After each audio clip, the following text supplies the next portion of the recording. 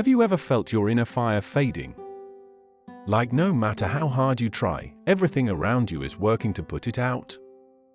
This is the story of a man who learned that even the smallest ember can reignite an entire life if you protect it long enough. In a land where mountains scraped the sky and winter never truly ended, lived a man named Eland. Years ago, Eland had carried a brilliant inner fire, a passion for life, a dream for the future, and a spirit that warmed everyone he met. But time had not been kind to him. Betrayal, loss, failure.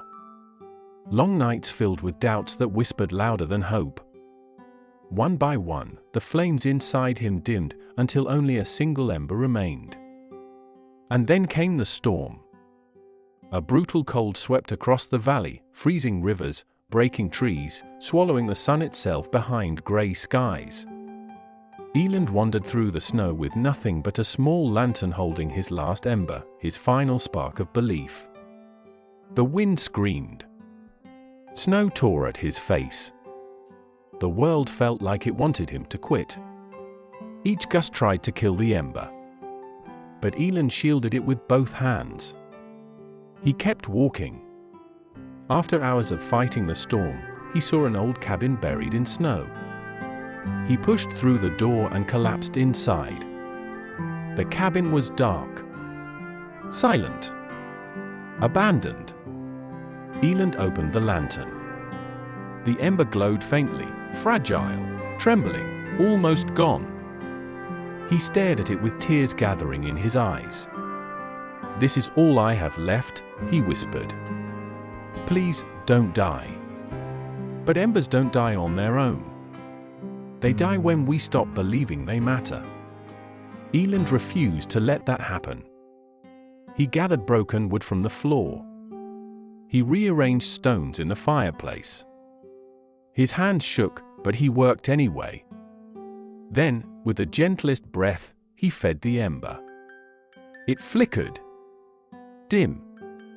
Weak. Barely there. But he continued. Another breath. Another moment of patience. Another bit of hope he didn't know he still had. Slowly, the ember brightened. Warmth crept into the cabin. The light grew, not fast, not dramatically, but steadily. And suddenly, the ember caught the wood. A flame burst to life. Golden. Soft. Alive. Eland collapsed to his knees in front of the fire, his face illuminated with relief.